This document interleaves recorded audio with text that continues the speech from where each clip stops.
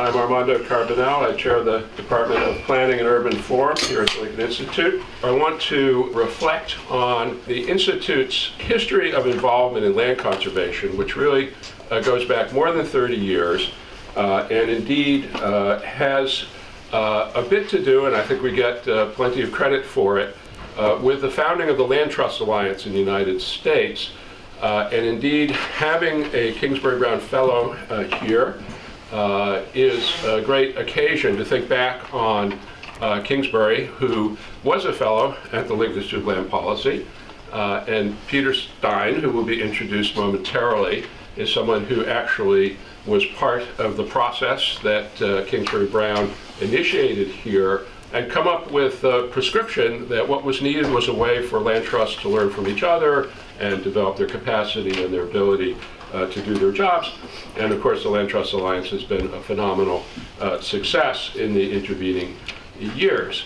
So you will be hearing about, during the course of the lecture and the response, the idea that land trusts could be more than a movement in the United States. They really could actually expand internationally.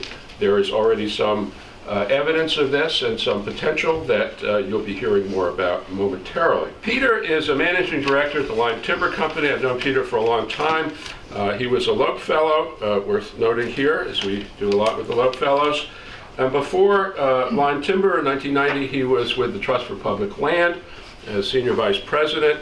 It's worth mentioning that he was board chair of the Land Trust Alliance, another connection to that organization, and I will just leave it to him to tell you the story that he has. Laura Johnson, who was president of the Massachusetts Audubon Society until recently, is a Bullard Fellow at the Harvard Forest and has also been working on these matters in part with support from the Lincoln Institute.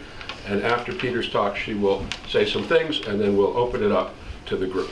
So Peter Stein, please come on.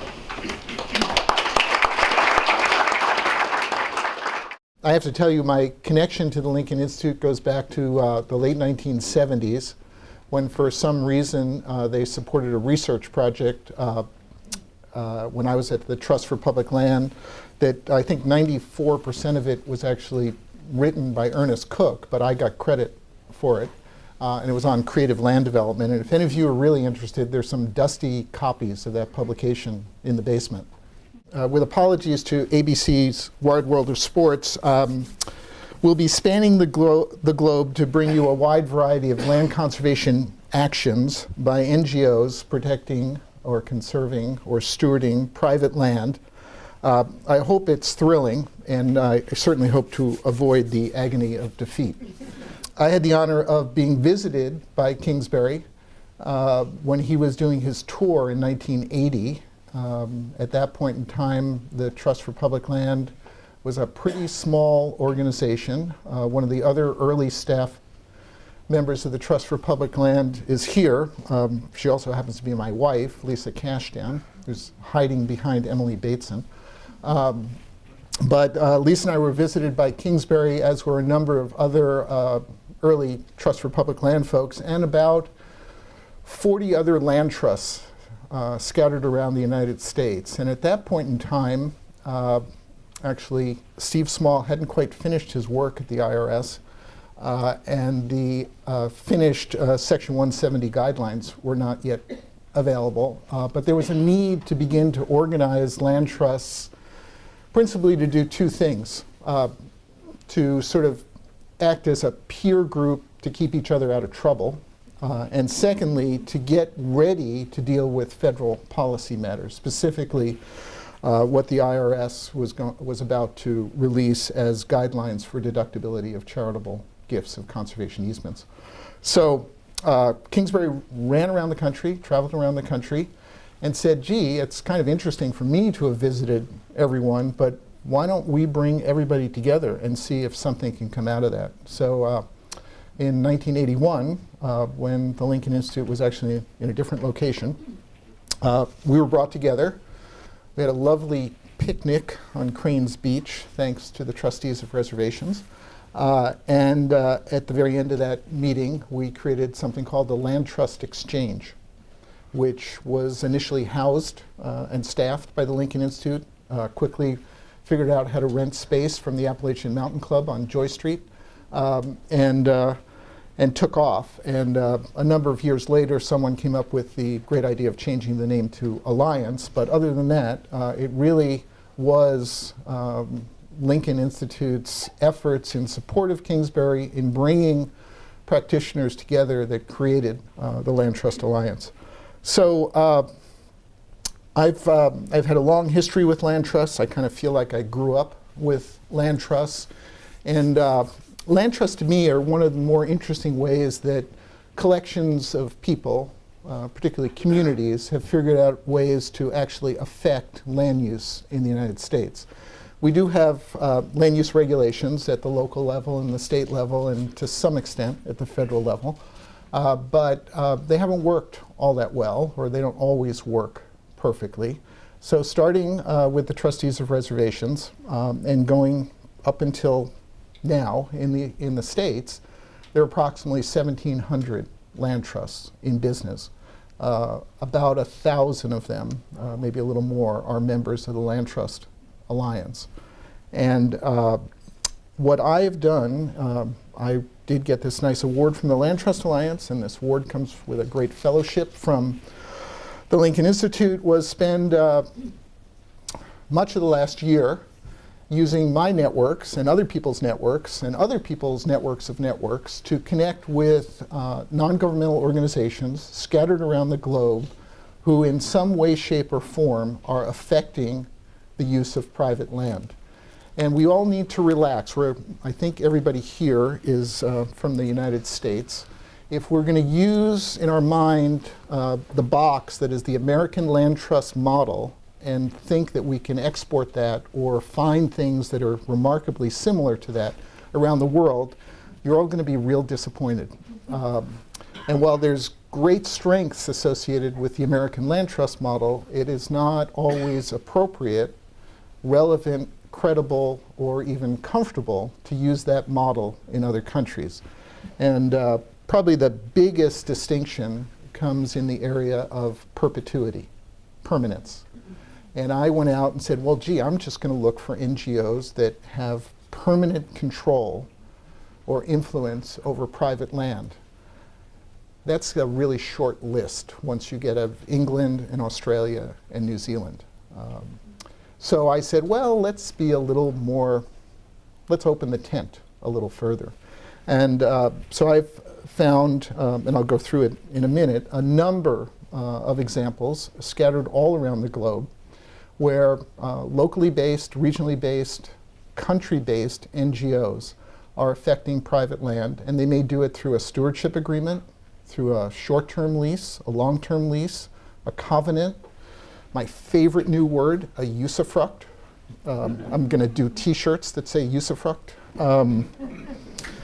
It's a good word. It's not a curse word or anything. So, and even easements, but not all of them are permanent easements. So let me sort of begin to take you around the globe. These are countries where one or more than one NGO exists that has a dedicated program to affect, control, steward, or conserve private land. Some of the countries have quite a few land trusts or land trust-like NGOs functioning in those countries.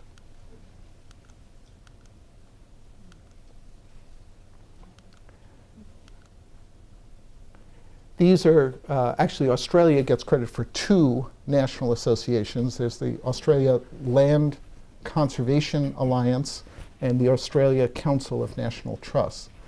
But these are the actual organizations within countries that have collections of NGOs that focus on land conservation. And some pass or go beyond individual country boundaries. I mentioned Cranes Beach. Their real name, but they changed it, was the Trustees of Public Reservations, but then the unwashed masses would be, no. But they changed their name. And that really was Charles Eliot Jr.'s brainchild, but it really was the first land trust in the world. It became the model for the British National Trust and about 60 other national trust-like entities scattered around the world. The majority of those, however, are historic preservation organizations, not land conservation organizations. Because Laura and Henry are here, I couldn't forget my friends in Connecticut. And even though it's the very beginning of the 20th century, the Sempervirens Fund. So these were really the earliest iterations of NGOs that focused on private land conservation around the globe. A lot of things happened over the next 75 years, so we'll start to populate the globe. I found a group that no longer exists, but was in business for a little while in France. The Nature Conservancy in Canada. These are some of the groups in Australia. And here's where we are today. There are 74 countries that have land conservation NGOs that are effectively dealing with private land conservation matters in each of those countries. It wasn't by accident that we just went into the Lime Timber Company photo library and picked out this very scenic property with these large lakes. This is the Canuck Montebello property in the southwest corner of Quebec. And on December 23rd of last year, so a little more than a month ago, this property, 65,000 acres, was acquired by an investment partnership composed of the Lime Timber Company, the Nature Conservancy of Canada, and 4 local investors. It was property that was formerly part of the Canadian Pacific Railroad Company, then part of the Fairmont Hotel chain. It was declared surplus by the Fairmont Hotel. It was costing too much for them to operate it as a hunting and fishing reserve.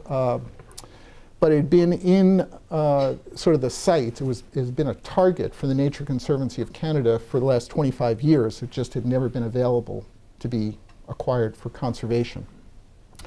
For those of you who know how stingy the Lime Timber Company is, we immediately fell in love with this opportunity, but we didn't want to pay the gigantic values with all the lake frontage in the northeast corner of the property. So we found 4 local investors who just happened to be, 3 were Canadian billionaires, one wasn't quite a billionaire, but extraordinarily wealthy, who all happened to have cottages in that corner of the property. So they became the local investors and politely overpaid dramatically for that portion of the property. And we bought the other 52,000 acres. And the way we did that is we acquired it with an option running to the Nature Conservancy of Canada. It gives them 4 years to acquire a working forest conservation servitude over this property, because I told you it was in the southwest corner of Quebec. Just a few miles over, we could have done a conservation easement because it would have been in Ontario.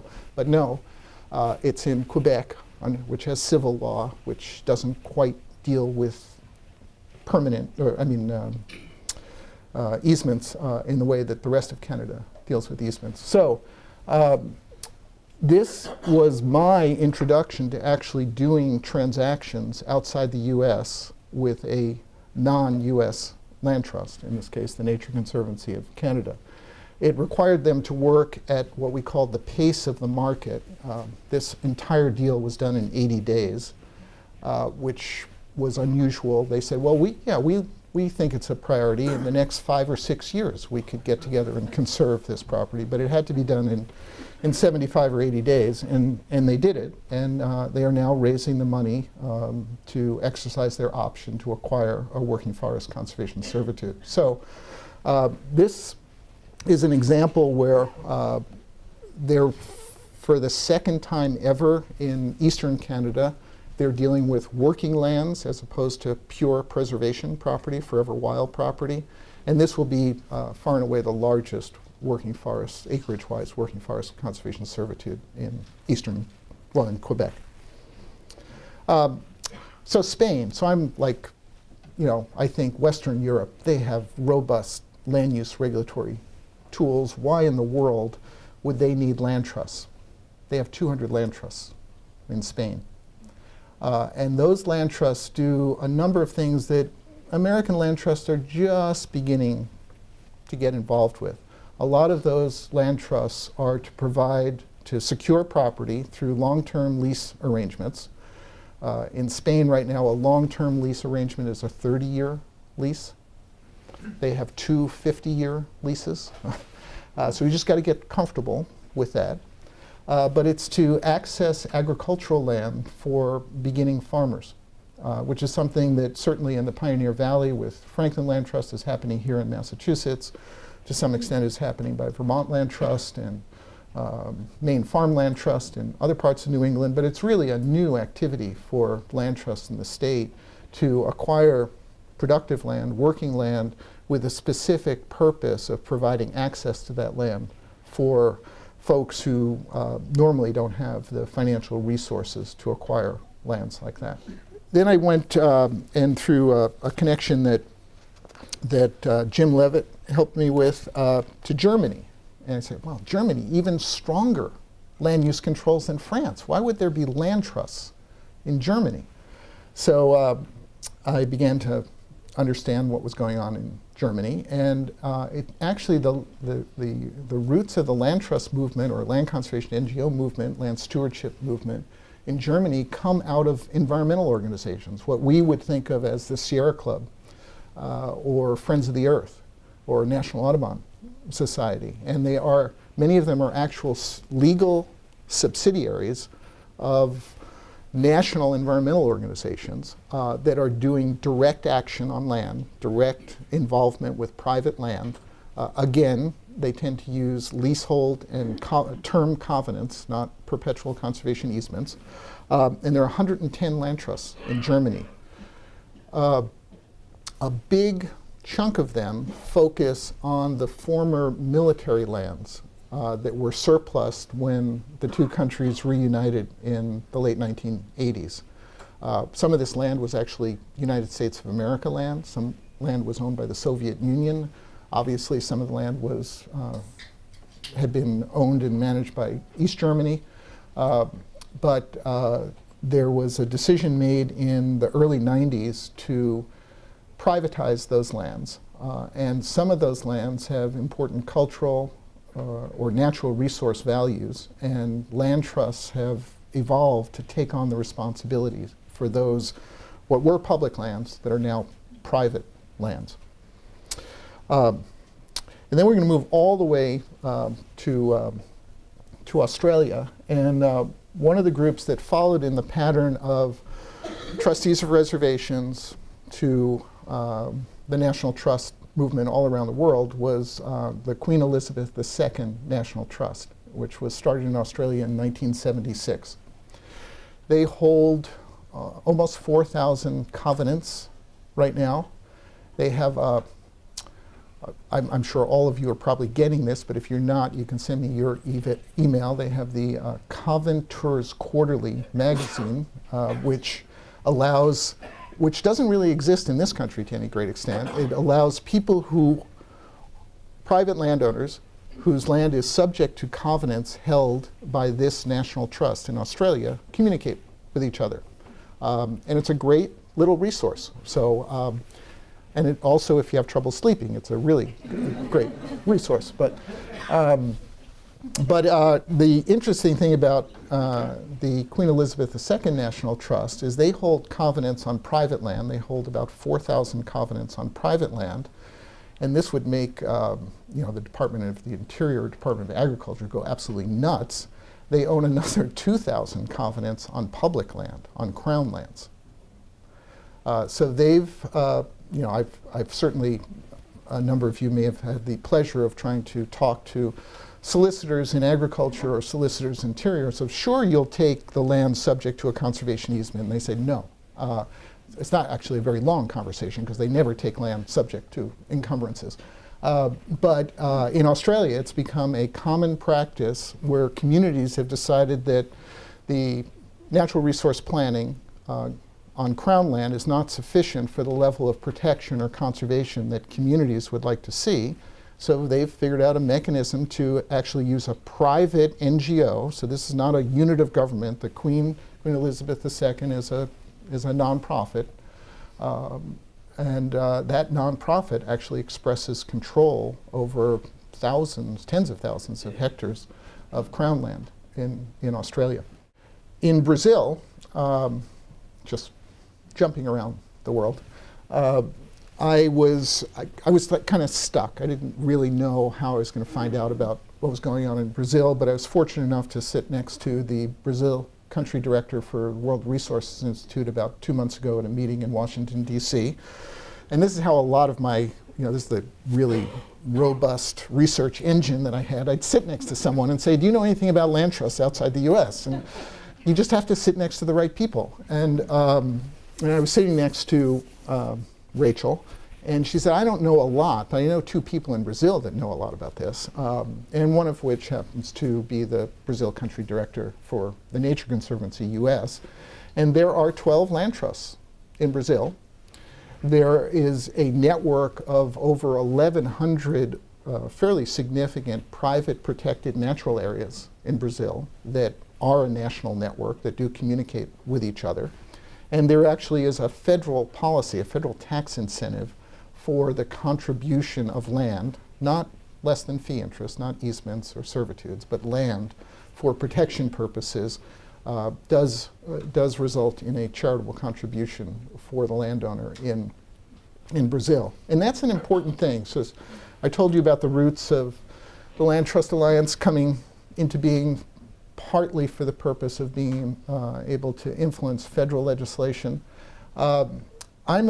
Of the 74 countries that have NGOs that focus on land conservation, most of those NGOs have charitable status, so they don't have to pay taxes.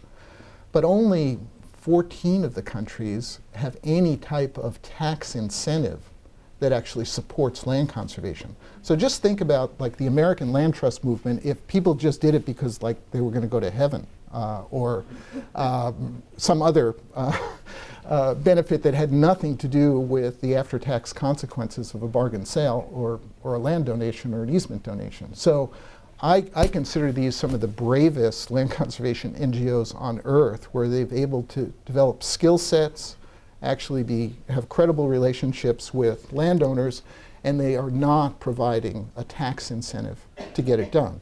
Now, all of them are quite interested in learning from Canada, learning from what's happening in Chile, learning from the US to see if they can build out a set of financial incentives, particularly around tax and property tax relief incentives associated with land conservation. But the fact that 50 or 60 NGOs operating, 50 or 60 countries worth of NGOs are operating around the globe without the tax incentive sort of foundation that we have in the States, or even thinner tax incentives that exist in other countries, is somewhat remarkable. So I do have to digress a little bit, because I keep coming back to the trustees of reservations, not just because of the great picnic we had on Cranes Beach 33 years ago, or the fact that the whole national trust model exists because of the trustees of reservations here in Massachusetts.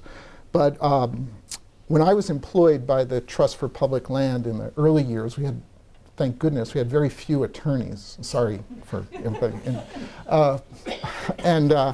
And so we had to, actually, we used to cut and paste by using scissors and Scotch tape. So I know some of the older people in the room may understand this. So I actually took the Articles of Incorporation from the Trustees of Reservations, and that became the Articles of Incorporation of the East Oakland Land Trust, which was arguably the first urban land trust in America. But it gets more interesting, because Rick Carbon, who was a regional planner in Vermont, this is about 1980, calls up and says, do you ever come to Vermont? And for some reason, Lisa and I came to Vermont, and we sat down, we had a little basement office in Woodstock. He said, well, I'm thinking about starting a land trust. It's going to be called the Ottaquiche Regional Land Trust, now known as the Vermont Land Trust, but I don't know where to get Articles of Incorporation. He says, oh, no problem, I'll send you the ones from East Oakland. So So the Articles of Incorporation from TTOR made their way to Oakland, California, and then ended up in Vermont. So that's how the networking happens within land trust in the US. And from the interactions that I've had around the world, through the relationships that some of you actually in this room, Phil Tabus from the Nature Conservancy was remarkably helpful. Brent Mitchell from Quebec Labrador Foundation was very helpful. Henry and Jim forced me to go to Chile 5 years ago. That was very helpful. Laura has been a colleague in this research over the last year. But I think that there is a sense, and it may be organized continent by continent, or it may come together internationally, but there is a sort of learning demand, an educational demand by these NGOs scattered around the country. And quite, to be really candid, it's not just to model what's going on in the States. It's to exchange information between Brazil and Australia, or China and Cameroon, or Chile and Canada. Of course, having 1,700 land trusts, having a land trust alliance with, 50 staff people scattered more around the country, having an accreditation program, having developed a lot of best practices, there is value that the American land trust community can add, that can be added to an international network. But I also see, from what I learned about what's going on in Europe, in South America, and in Australia and New Zealand, I think there's great value that international land trusts can provide to the American practitioners scattered around the US. So we learned a lot over the years in the Land Trust Alliance that just getting land trusts within a state to talk to each other is valuable. Over the years, we learned that having land trusts in a whole country talking to each other is valuable. And my hope, and we'll begin this process actually this afternoon with a small group meeting, that there will be value associated with bringing NGOs that focus on land securement, land stewardship, land conservation scattered around the world together in some kind of real or virtual network. So that's it for me. I have to say how grateful I was to be the, nobody else ever got their Kingsbury Browne Fellowship to span 3 calendar years. I was able to do that. But it's been a great opportunity for me to step out of what I can still consider kind of an interesting day job, look around the world and see the level of investment that communities are making in these NGOs to actually affect how land is conserved, how people get access to land, and how land is protected over time. So thank you very much. I'm delighted to follow Peter. It is true that in 1979, between my first and second year of law school in New York, Peter had the wisdom to hire me as a legal intern at TPL. And I know a lot of people in this room, but not everybody. And I may be the only person who has 3 essential people who gave me employment. The first was Peter, sort of starting me on this interest in land conservation. Then Phil Tabus is here, and Phil hired me into the Nature Conservancy in 1982. And then Jim Leavitt was the chair of the search committee that took me to Mass Audubon as president in 1999. So this is like, there was a TV thing about, this is your life or something like that. This feels a little bit like this is my life. And I've been arguing or agreeing with Peter for all of those last 30 some odd years, and Phil and Jim as well. So how I got here today is I was president of Mass Audubon for 14 years, stepped down almost exactly a year ago. And during the course of my decision to step down from what is a great conservation organization, Henry Tepper is my successor at Mass Audubon, it was a hard decision. And somewhere along the way, as I was thinking about what comes next and so on and so forth, Jim, as he so often has done for many, many people, said, hey, what do you think about this idea of looking at the emergence of global private land conservation, and it could be a really interesting project. And at the time where I was really trying to shake loose from Mass Audubon, I would say, yeah, Jim, yeah. And then it was like, yeah, that's a great idea. And then Peter became a Kingsbury Browne Fellow, and so this project that we've been sort of working on a little bit together was born. And since, as I have been following Peter all these years, I will, Armando, look forward to my Kingsbury Browne Fellowship. Got the nook for it? I do. Yep, absolutely. And I've been working out so I can lift it now too, so I look forward to that. So I'm a respondent, I guess, and what I'm going to do is just probably reinforce some of the things that Peter just said, but also introduce a couple of things that I hope, which I know we'll then have a chance to discuss. So this slide, so Jim Leavitt, his thought balloon right now is like, I've told her not to put so much text on a slide. But this is essentially text. I want to just show two slides that reinforce why this is such a hot and important topic now for us. It's essentially just saying in a lot of text what Peter just said with a great map. Just read the bolded parts. So this is an excerpt from a European Commission report that came out within the last 6 months or so, in which, as you see with the bolded, the understanding that conservation cannot be solely the responsibility of governments is widening. And then in short, we are learning that nature conservation is too big and important a challenge for governments to address alone. So to us in the US, this does not seem revolutionary, but in fact, as Peter was just saying, there is a tremendous amount of reliance on government in other parts of the world, so that this realization expressed here in the EU document, and then here from the Australian Land Conservation Alliance, again, read the bolded, it is no longer sufficient to rely on public protected areas alone for biodiversity conservation.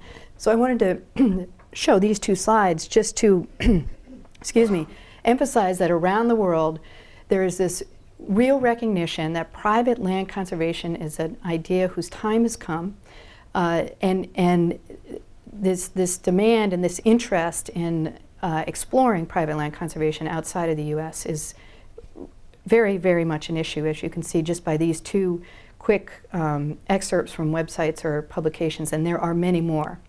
So Peter just described this long tradition of private land conservation in the U.S.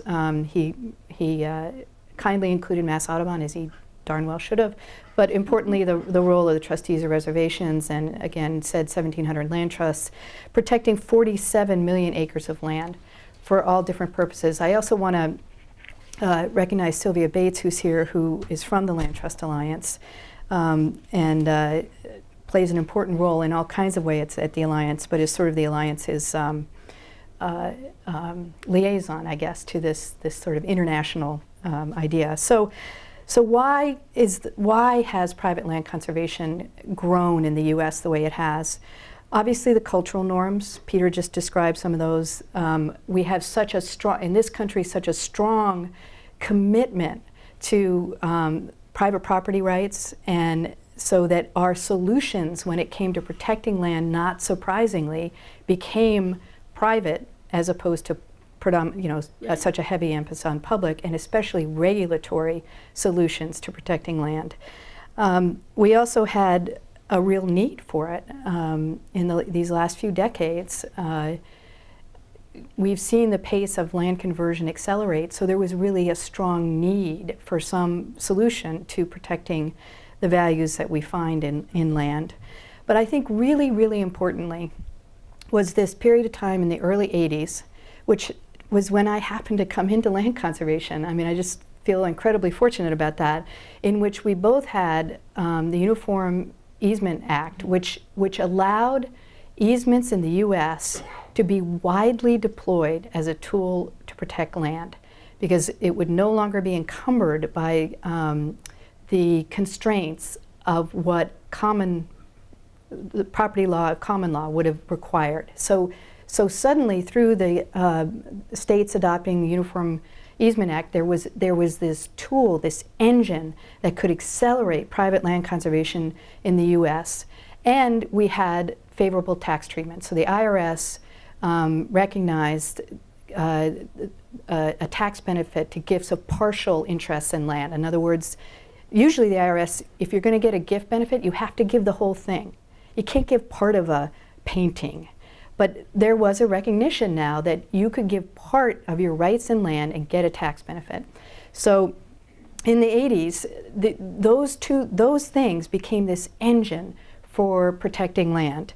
And then, of course, there was increasingly public money and increasingly public-private partnerships to help fuel or add the money that was needed to do that work, and tremendous amount of private philanthropy.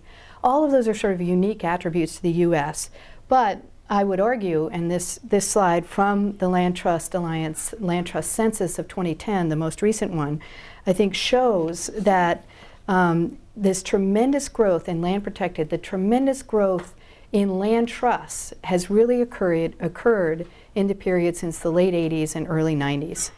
And the engine of that growth has been easements. So if you just take the decade of 2000 to 2010, the last census was 2010, there will be another one next year, but there was about 1 million acres protected in fee, this is private protected areas, 1 million acres protected in fee, and over 6 million acres protected by easements. So that, that illustrates it. It's easements which are driving the growth and the success of the private land conservation in the U.S. So flip that around, and I think we have to ask ourselves, and Peter just referenced this, is the constraint on easements, using easements and restrictions in other parts of the world, going to impede that kind of growth of private land conservation in other parts of the world? As a corollary to that question, I want to go back to these issues that Peter just introduced, and that is, what is the role of perpetuity, and what is the role of private benefit, of public benefit and the public trust? Because again, those concepts have been important components of the growth of the private land conservation movement in the U.S. I'll talk about perpetuity first, or permanence, and Peter and I have discussed this. In the U.S., permanence is a crucial attribute of what land trusts and the private land conservation community sort of offers to landowners, to donors, to government. The idea that we're not just doing this now, we're doing this forever. It's the promise of perpetuity, the promise of permanence, and we're building structures, and certainly the Alliance is helping to build capacity and structures to continue to reinforce the notion of perpetuity. And it's closely allied to the idea of the public trust and public benefit. If you're going to get favorable tax treatment, if you're going to have people give you millions and millions of dollars, that is treated in a favorable tax way, there needs to be a public benefit. Land trusts, as you all know, are public charities. They're expected to act for the public benefit and uphold the public trust. So if you don't have those elements of permanence and some of those elements of a very explicit public benefit to protecting land, how does that impede the development of private land conservation elsewhere in the world? I think it's a really important question, which we should talk more about. And then finally, another dense slide, Jim. What I've been thinking about in this project that I'm doing as a Bullard Fellow is what are the elements of a viable private land protection model? I couldn't agree more with Peter that this is not about exporting the US model. I completely agree with that. But are there elements, as a country looks at what will make viable private land conservation work? And so this is very much a work in progress. But essentially, there's a legal framework, a financial framework, and an institutional framework. Since I am now also on the board of the Land Trust Alliance, the mantra of the Land Trust Alliance in terms of a strategic focus are these idea of pace, quality, and permanence. The little circles that, if you can read them in the back, actually they are in the order of permanence, pace, and quality. That's what the Land Trust Alliance here in the U.S. is trying to work on throughout the private land conservation community, to do things that improve pace, quality, and permanence. So in my view, the legal framework is really the question of permanence. And it has elements like what is the law? What is the property law specifically relating to conservation easements and servitudes? So a lot of you in this room know that in almost everywhere else in the world, There are civil code jurisdictions. Civil law frowns upon permanent restrictions to property. In fact, basically it doesn't allow it. So you cannot encumber a piece of property and have that encumbrance stick over from owner to owner. If you make an agreement, a lease agreement, as Peter just referenced, it relates just to the owner, to the person who made the agreement with you. It doesn't continue. You cannot bind property forever. So it's a really important question. I think the first question is, so what is the law of the country? What are the tax laws? What's the status of government regulation? And as we're increasingly seeing here in the US, what's the role of the courts? How is the judiciary interpreting? Here in the US, as we begin to see second, third, fourth generation landowners who have land encumbered by easements and are beginning to challenge, and there's beginning to be, it's important how the courts are going to be interpreting all this. So permanence is kind of in that legal framework. Pace, like how fast can we do all this, is within the financial framework. It's philanthropy, it's government grants, and it's tax incentives. Again, all of those being really important engines for growth of the private land conservation movement in the US. And then finally, the institutional framework, I think, really relates to quality. It's where the Alliance is putting a lot of its effort. The strength of the NGO community, land trust, land stewardship organization, is essential, I think, to how private land conservation can work. And increasingly, we're recognizing in the US that these other two boxes, which is how do you prioritize the land you want to protect? What is your strategic land conservation plan? Is really important. In fact, the Alliance, I think in the last census, one of the conclusions was that those land trusts with strategic conservation plans are protecting land faster than those land trusts without a strategic conservation plan. And then this last box of stewardship capacity, I think in the US, we are really recognizing that if you don't have the resources to do long-term stewardship, in our model of private land conservation, you're going to fail. We need, as a community, to set aside the resources we need in the long term to be able to truly protect land. So this private land protection model may or may not have a utility as we think about private land conservation in the rest of the world. I hope there may be some elements of it, either in its current draft or as it will be improved, I'm sure, over the next couple of months. But it will have some utility as we think of these problems going forward. So I'm going to stop there, except to remind ourselves that this is why we're doing it, for wildlife, for people, I'd say forever. And yes, that's my son about 5 years ago in the Galapagos. So that is my presentation, and then I think we have plenty of time, Armando, for discussion. Just to get things started before we go to the assembled here, would you like to respond to the SubCivil Law issue that Laura has raised, and whether it is going to be an insurmountable obstacle or not? It's probably an insurmountable obstacle. But let's remember, why do people even anywhere on Earth get involved with trying to express control over private land? They've decided there's some type of public benefit, public use that is not being delivered either by the private landowner or through the government regulations that currently control the behavior of that private landowner. I'm learning about cultural norms outside the U.S., and I don't think it solely has to do with the lack of litigators, but there just is, there are traditions around communal land stewardship.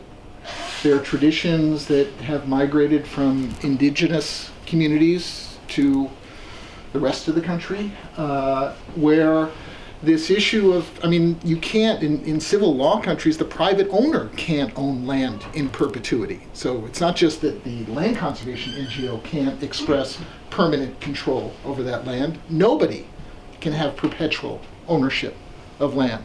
So I think we need to build that into, the framework that Laura, and my idea is that I think there are, of the 12 things in the framework, there's 6 or 8 that are going to be expressed all around the world. And, the strength of the NGO, the quality of the non-governmental organization and its durability over time, and understanding how to use the current regulatory framework in the country to deliver land conservation.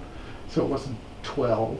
It's how come you couldn't have like 3 in each? I might still do that. All right. But so I do think there are parts of Laura's framework that relate, but we just need to understand the systems where this is taking place and how we meld land conservation to fit into those systems.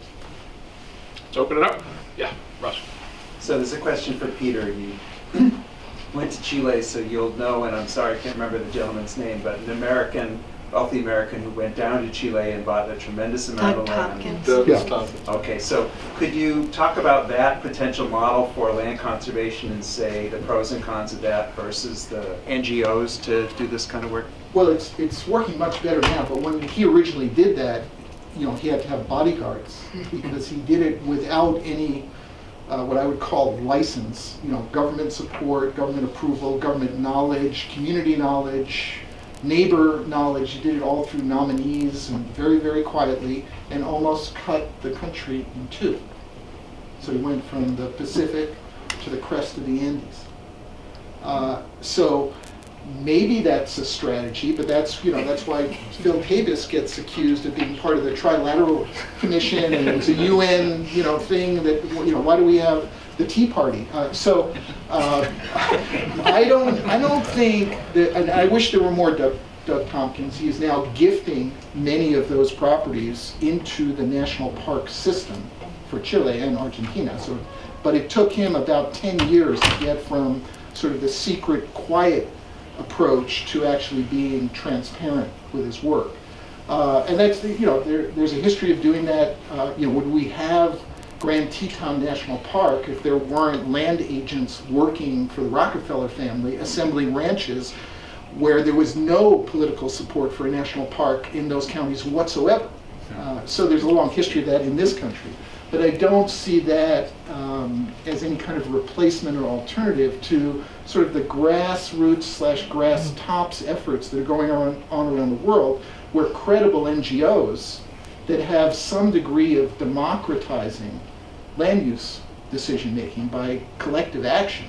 That's a very different approach, and you can tell from my energy that I'm a little more interested in that approach than just relying on wealthy people to get it done.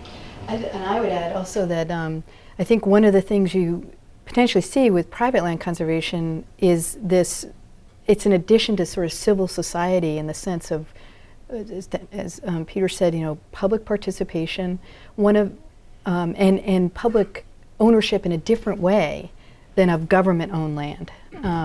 So that that Tompkins model, I think, would be potentially really destructive of a private land conservation movement in other parts of the world. And I think one of the interesting things we got from some of the members of the European Commission when we were talking about this, Stefan was on that call, was an interest in how U.S. land conservation organizations use volunteers. A real interest in that. Now there's volunteerism in Western Europe without a doubt, but not the kind of engagement, or they perceive not the kind of engagement that we see here in the U.S. When you think about, and it's in the Alliance's census, is how many thousands of people are engaged in boards on, they're deeply engaged in decision making about their communities through the land trust movement. That's an incredibly powerful thing that, in fact, I would think we'd want to see more of, not less of. Steve? One of the benefits of permanence, and you spoke to it, Laura, is you pay for the property once. Well, maybe you have to endow its long-term stewardship as well, but that you secure its future with one fundraising campaign. And if leases are such a dominant model in the rest of the world, where's the funding coming from? What's the variety of funding situations that you've found as you look around the globe? Well, I can speak to that in Europe particularly, and to some extent in South America, but it's a mixture of public and private support. So there is philanthropy that's going towards that, and I can't disagree with you. That's why, even though some of my partners like the idea of term easement, so we could keep renting our land for conservation purposes, I think it's a remarkably inefficient use of either public money or philanthropy. But if you don't have the opportunity to do perpetual agreements, we're going to have to get more comfortable with these term interests. While I learned a little bit in the last couple of weeks about some of the transfers in Germany of land that have term covenants on them. And they do get recorded, so the good news is they do get recorded. It's actually, the recordation is called a conservation easement, but it has no detail in it whatsoever.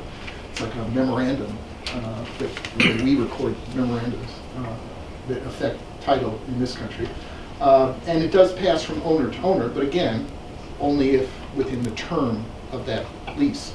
So I think we all have to, I think this is where we can add some insights perhaps as we kind of try to bridge between term and perpetuity.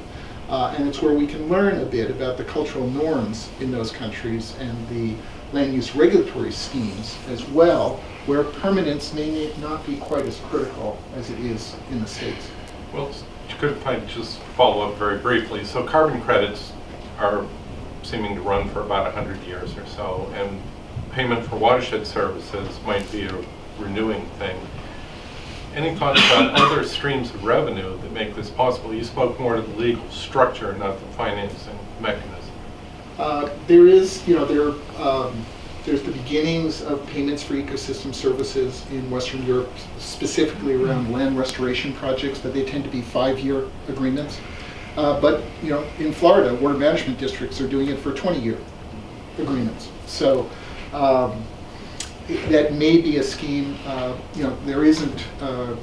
Yes, there are buyers of carbon credits in Western Europe, but there are no producers, sellers of carbon credits in Western Europe. So I was actually talking with Brent about this question right before we came over, and Brent, you were saying in the EU particularly, there's stipends that often go through an NGO to a landowner, and that's great when the money's flowing, but not so great when it.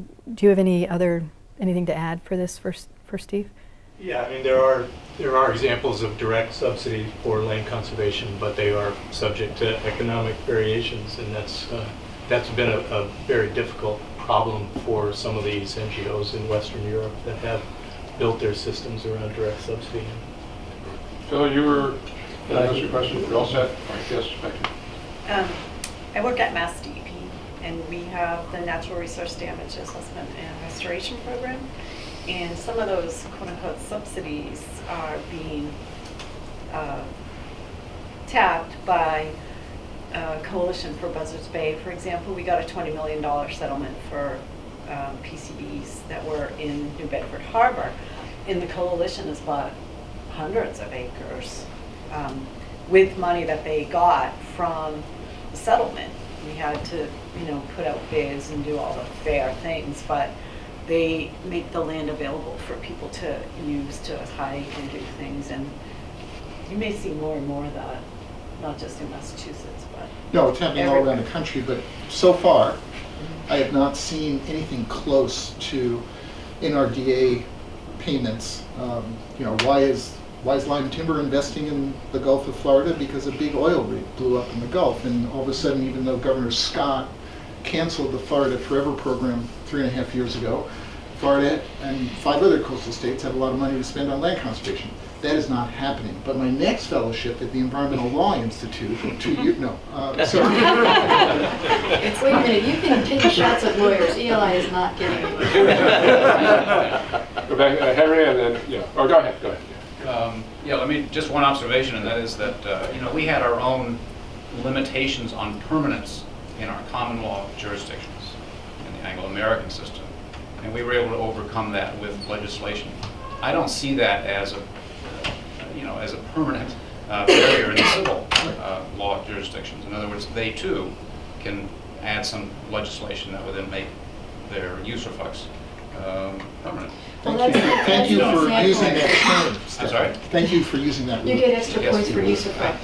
Right now. Well, that's what they're doing But in Chile. particularly I'm thinking of the Stephanie. European context, because now there is, the European community, there is the ability then to add these financial incentives through the Natura 2000 program, for example, that then could be used as an incentive for some of the jurisdictions to change their civil law limitations. Let's also, let's not forget something else that happens in a very significant way by land trusts in the U.S. and happens with many of the NGOs that I found around the world, is that they are facilitating private land to public land transactions. So, whether it's the Trust for Public Land or Vermont Land Trust or Maine Coast Heritage Trust or the Nature Conservancy in the U.S., they have a long, long history of co-op transactions, pre-acquisition transactions, where they're taking land, taking is the wrong word, they're acquiring land or receiving donations of land or partial donations of land, holding it, and then finding a permanent home in the form of a local, state, or federal land management agency. And that is certainly taking place in other parts of the world. So I want to mention that because it doesn't solve the issue that Stefan or Steve just talked about, but it is another technique that NGOs are using in other parts of the world. I would make just 2 quick points if I can make them quickly. The point that you just made, Peter, I think is really important. The whole sort of direction that both of your work is going in, where you have many, speaking for big U.S. international NGOs, for such a long time, their strategies were focused on the creation of public protected areas. It's not that there should be this wholesale switch to looking at private land conservation strategies. Is that you need the right tool for the job, and to some extent private, at least in our understanding of this work and with what U.S. NGOs might have to offer and the land trust community might have to offer, I think private land conservation strategies have been sort of underdeveloped, and so we need this sort of mix of strategies so that, for instance, a private organization can help a government get land into public status. So I think that point is very well taken. The other thing is, I think that the whole notion of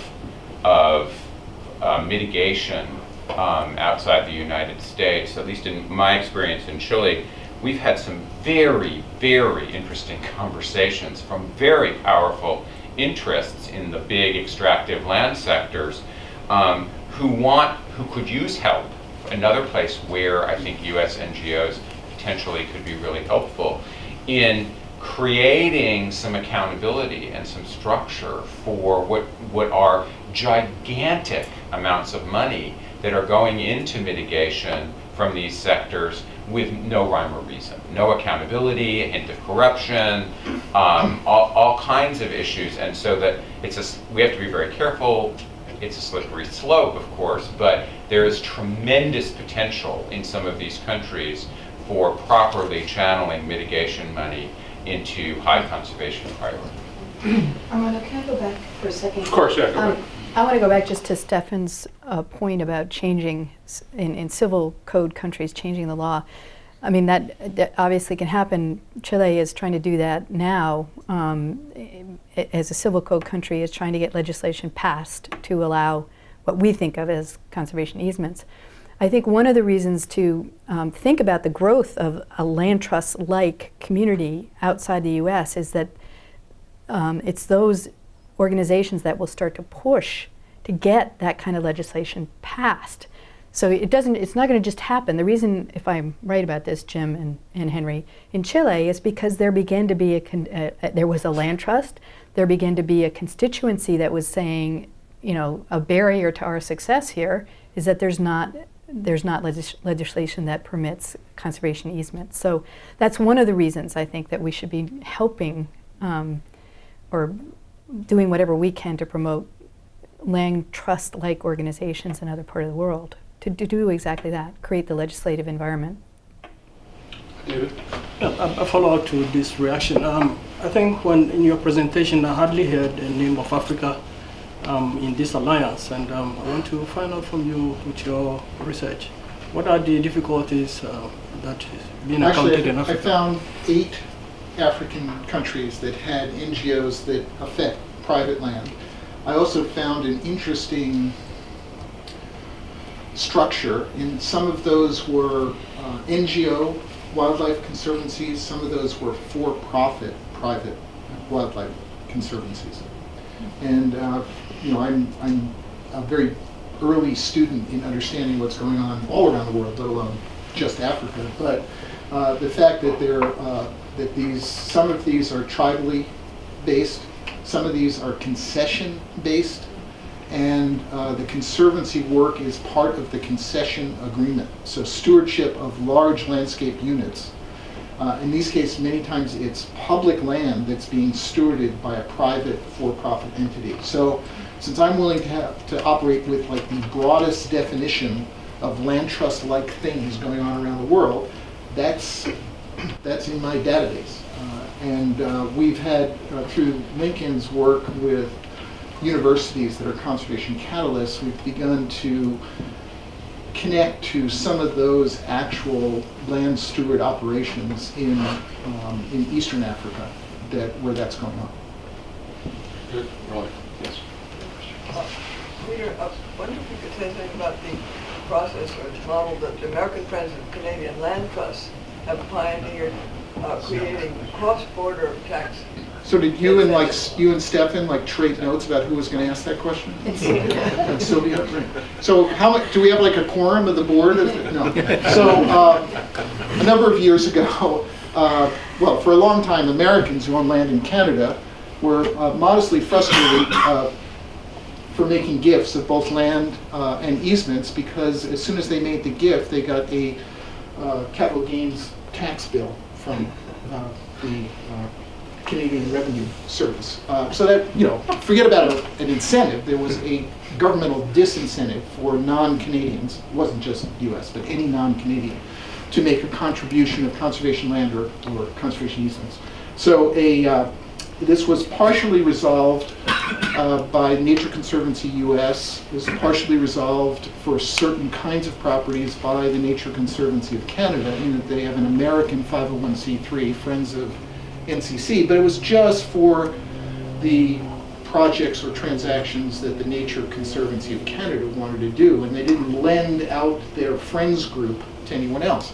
So a group of enterprising Canadians and Americans got together and created a dual tax status NGO that generates a income tax, U.S. income tax return here, U.S. income tax benefit in the States, and is registered as a charity and meets, and either Merloyd or Stefan or somebody can answer this part better than I can, but meets the charitable registration goals or status in Canada that avoids the capital gains tax for those gifts. And they're on their way, and they're doing lots of projects, and you should send them money. If you're considering this model for other countries, I wonder why is that not a dimension on communication strategies? Because I would think that in many countries, in order, this idea to pick up needs a lot of communications here, a lot of, and a big strategy on that. I'm sure it's in your model somewhere. No, I think that's a great point, and you're right. It's not explicitly here. Could be financial or institutional, or a whole nother part of it. But you're right. I mean, and certainly that's the lesson too of the U.S. private land conservation land trust movement is we've won a lot of battles, but you know, we're arguably losing the war in the sense of people's understanding and commitment to land and to natural resources. So I think it's a great point. There's a whole raft of biological techniques across nations. It's really in a very nascent stage. This is early days. If any of you get the Nature Conservancy magazine, there's this wonderful article that just arrived in my mailbox yesterday about the role of the Nature Conservancy, which itself is only 60 years old, and which is the largest land conservation organization in the world, in Mongolia. and protecting these huge steppes, these grasslands of 1 million acres, completely on the other side of the world. So, you know, we're talking about stuff that has been going on for our lifetimes. But in terms of institutional development, we're still just getting our feet wet. Yeah. I'm very new to all this, so this may be a naive question, I'm sorry, but, and is the term carbon sinks, has there been research done on the amount of carbon that's absorbed by various types of undeveloped land? And if so, are there tax incentives for people to keep land undeveloped because of its value as a carbon sink? Yes and no. So there's been a tremendous amount of analysis, both internationally through the carbon trading schemes that developed in Western Europe but work through a set of UN protocols.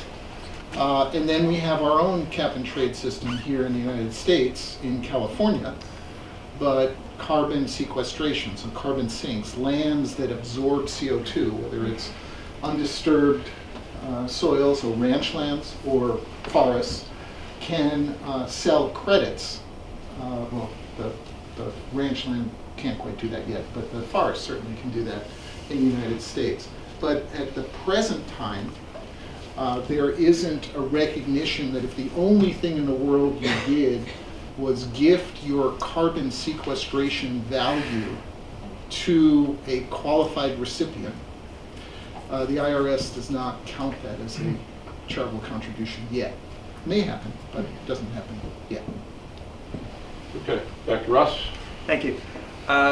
So this is getting me to think about, since you were raised the issue about, you know, the different cultural patterns of land ownership, and I'm thinking beyond that just to, you know, how people relate to the land. And there's some issues, as you know, when governments come in and try to preserve land and they set up national parks and they perceive that the continued cultural use of those areas by humans is counterproductive to the resources they're trying to protect, and so they kick them off or whatever. And I'm wondering, you know, to what extent the private landowner model might be able to finesse some of those issues and avoid some of that stuff that's happened with the public acting.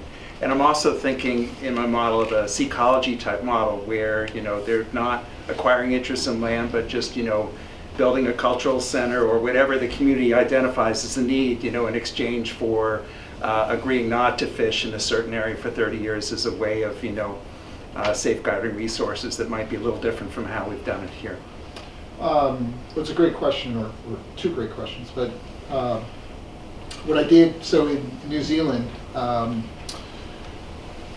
the land, while it was still part of the British Empire, land was confiscated from the indigenous owners beginning in the 1840s all the way up to the early part of the 20th century. And in 1991, began a process of returning those lands to the iwi, to the Maori tribes, communities.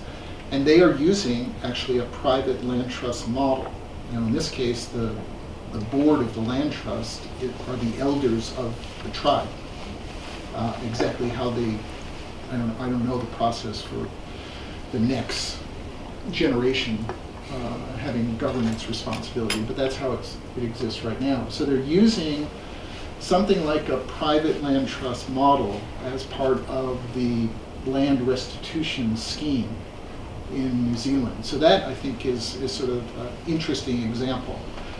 To some extent, you know, the way the Nature Conservancy, Tides Canada, the province of BC, a bunch of philanthropists dealt with the 3 First Nation tribes or communities in the Great Bear Rainforest is another example of that you know, on the Pacific coast of British Columbia. So I think we're beginning to see examples where those traditions are being supported and reinforced through a private ownership scheme or a public-private ownership scheme, which is really what happened with the Great Bear. I would, and I would even say, I mean, my opinion, Russ, is that one of the key learnings of the last 40 years of private land conservation in the U.S. is that you cannot and should not lock the land up. That is one of the evolutions, I think, in our thinking about land conservation, is that if people aren't in the equation, you're not going to be successful in the long term. That's one of the things that you have to figure out in an authentic and real way. Then you'll have lasting conservation results. But not if, I mean, I think, you know, the Nature Conservancy, I look at Phil, you know, when I started working for TNC in '82, it was like, oh, we're going to buy the land, we're going to block it up and keep those damn people off it, and it'll all be good. Well, you know, TNC doesn't do it that way anymore because it wasn't successful. It wasn't going to be successful. So hopefully, other people around the world are ahead of us on that. But there's a lot to share and discuss. Well, just to follow up on what Laura said, and a number of you kind of touched on this, I call it the social license, but that certainly is thin in many parts of the U.S. So what we thought was just an agreed to bipartisan public good to conserve land, working lands and wilderness, is not always viewed that way by opinion leaders, by community-based folks, by local officials, by state legislatures, and by governors in 17 states.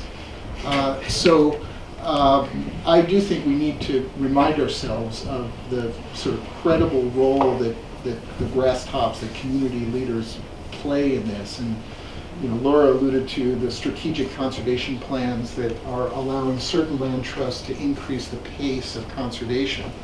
Well, the best ones that I see around the country are ones that are actually transparent, that actually have a community buy-in process. And we're seeing that, you know, in Germany, it's the National Environmental Organization, the groups that, you know, where the Green Party came out of in Germany 25 years ago, 30 years ago, that are having these subsidiaries that act like land trusts because it's a very tangible way for people to affect land. And I think that's the heart of the land trust movement here, and it's what I'm seeing as I look around it.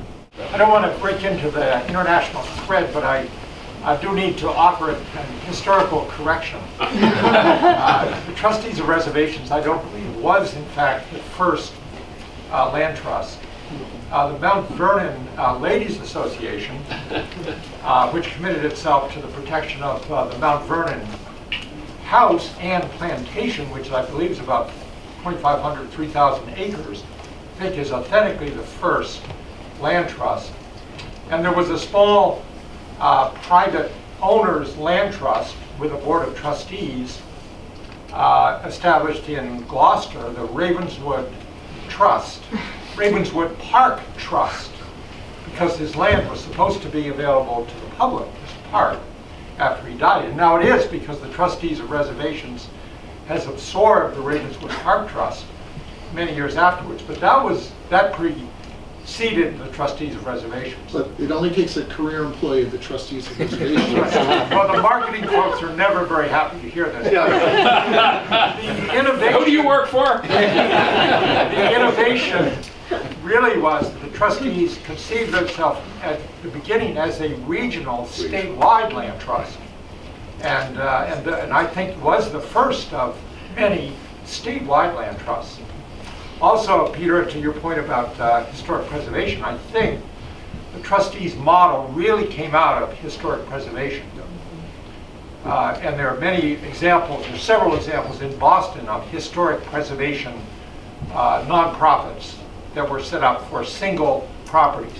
Well, there is. I mean, I got quite a bit of help in my research from a group called the International National Trust Organization, INTO, which is the organization of national trusts scattered around the globe. And the lion's share of those national trusts did not, maybe they didn't copy the second side of the piece of paper about trustees of reservations, where it explained that it deals with natural areas and not just with buildings, but almost almost all of the older national trusts are purely historic preservation organizations, like our National Trust for Historic Preservation. And I would argue that the Ladies Association of Mount Vernon was also a property-specific one. So, Wes, you're wrong. But no, let's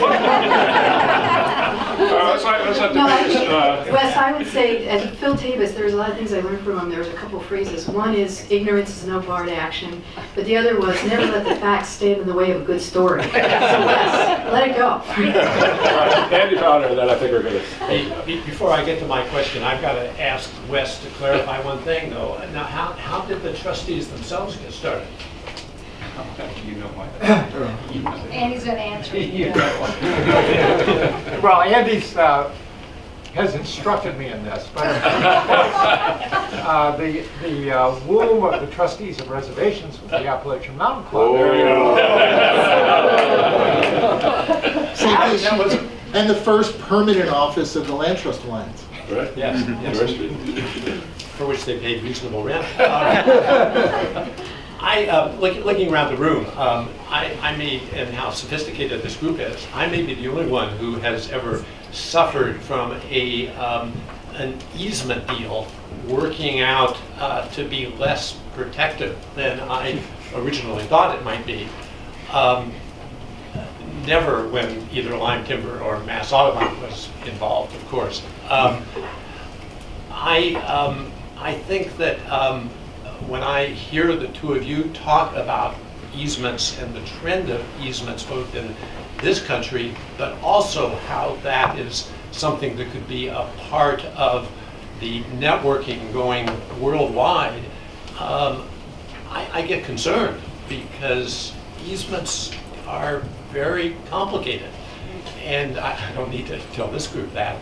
How as this kind of strategy goes worldwide, can people be protected so that the good parts go forward and the caution is there?